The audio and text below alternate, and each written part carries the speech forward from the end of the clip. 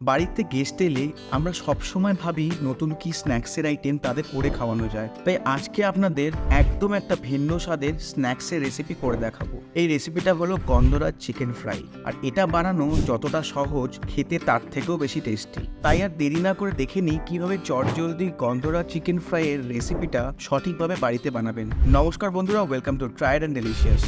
গন্ধরাজ chicken ফ্রাইটা বানানোর জন্য যেই উপকরণটা সব থেকে বেশি জরুরি সেটা হলো গন্ধরাজ লেবু এবং তার পাতা। আমি এখানে দুটো গন্ধরাজ লেবু আর 8 থেকে 10টা পাতা ব্যবহার করব। এই পাতাগুলো খুবই ইম্পর্টেন্ট ফ্লেভারের জন্য, এটা স্কিপ করবেন না। এবার একটা ম্যারিনেশন বানিয়ে নেব এবং তার জন্য সবার প্রথমে সবগুলো পাতাকে পরপর গুছিয়ে নেব। তারপর পাতাগুলোকে ভালোভাবে চেপে চেপে রোল করে নেব। এরপর একটা ছুরি দিয়ে ঝিরিঝিরি করে কেটে নেব। এখানে পাতাগুলোকে খুব ভালোভাবে কুচিয়ে নিতে হবে যাতে খাবার সময় বোঝা না যায়। এরপর এই কুচনো পাতাগুলো এখন একটা মিক্সিং বলে নিয়ে নেব। এরপর এর মধ্যে লেবু সবুজ খোসা বা জেসটাকে গ্রেট করে নেব। মাথায় রাখবেন এই সময় কিন্তু লেবুগুলোকে খুব জোরে ঘষবেন না, যাতে সাদা অংশটা না ঘষে পড়ে যায়, তাহলে কিন্তু খেতে তেতো লাগবে। আমাদের শুধু সবুজ অংশটাই ঘষে ফেলতে হবে। এরপর এই বাটিতে দিয়ে দেব 2 চা চামচ আদা রসুন বাটা, ঝালের জন্য দেব 2 চা চামচ কাঁচা লঙ্কা বাটা। আচ্ছা, ঝালটা আপনি এখানে আপনার মতো বাড়িয়ে কমিয়ে নিতে পারেন। এরপর দেব 2 চা চামচ পেঁয়াজ বাটা। এখন এর মধ্যে দিয়ে দেব গন্ধরাজ লেবুর রস। এখানে আমি একটা গোটা লেবু ব্যবহার করেছি। তারপর দেব 1/4 চা চামচ গোলমরিচ গুঁড়ো, স্বাদ মতো নুন, 1 চা চামচ চাট মশলা, আর সবশেষে দিয়ে দেব একটা ডিম। এরপর সব কটা উপকরণকে ভালোভাবে মেখে নেব। মাখা হয়ে গেলে এটাকে রেস্ট হতে দেবো 15 মিনিটের জন্য। এখন অন্যদিকে আপনাদের চিকেনগুলোকেও কেটে দেখাবো। এখানে আমি 500 গ্রাম চিকেন ব্রেস্ট নিয়ে নিয়েছি। এখন চিকেনগুলোকে সবার প্রথমে পাতলা করে কেটে নেব। তারপর চিকেন ফাইবারগুলো যেদিকে আছে তার উল্টো দিক করে স্ট্রিপস আকারে কেটে নেব।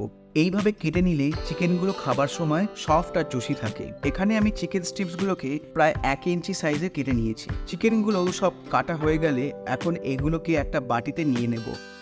তারপর এর মধ্যে দিয়ে দেব 1/2 কাপ ভিনেগার আর 1/2 কাপ জল। ভিনেগার আর জলের মধ্যে চিকেনগুলোকে এখন ভালোভাবে চুবিয়ে নেব। এই প্রসেসটাকে বলা হয় ব্রাইনিং। এই প্রসেসে চিকেনগুলোকে সোক করে রাখলে খুব সফট আর টেন্ডার হয় এবং চিকেন থেকে এক্সেস ইম্পিউরিটিসগুলো বেরিয়ে যায়।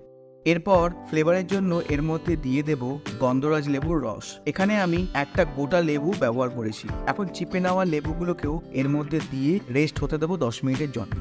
10 মিনিট পর চিকেনগুলোকে তুলে ভালোভাবে জল ছড়িয়ে ম্যারিনেশনের মধ্যে দিয়ে দেবো। তারপর সব কিছুকে আর একবার ভালোভাবে মিশিয়ে নেব।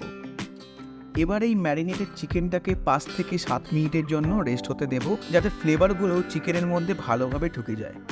অন্যদিকে এখন একটা কড়াই গ্যাসের ফ্লেমে বসিয়ে তাতে দিয়ে দেব 300 ml সাদা তেল। এখানে কিন্তু গ্যাসের ফ্লেমটাকে প্রথমে মিডিয়ামে রেখে তেলটাকে গরম করে নেব। তারপর চিকেনগুলো ভাজবার সময় ফ্লেমটাকে মিডিয়াম টু লো করে দেব। 7 মিনিট পর এখন চিকেনটাকে বাইন্ডিংয়ের জন্য এর মধ্যে দিয়ে দেব 5 চামচ কর্নফ্লাওয়ার আর 3 চামচ ময়দা। এরপর আরেকবার সবকটা উপকরণকে ভালোভাবে মেখে নেব।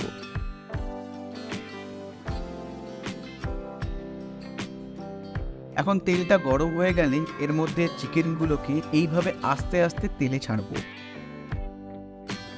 এরপর 30 সেকেন্ডের জন্য চিকেনগুলোকে নাড়াবো না, তারপর খুন্তি দিয়ে আস্তে আস্তে নেড়ে চেড়ে ভেজে নেব।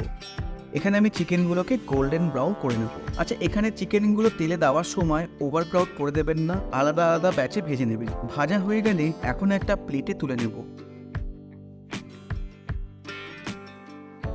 ব্যাস রেডি হয়ে গেল আমাদের গন্ধরাজ চিকেন ফ্রাই। দেখুন কত কম সময়ের মধ্যেই এই সুস্বাদু চিকেনের স্ন্যাক্সটা রেডি হয়ে গেল।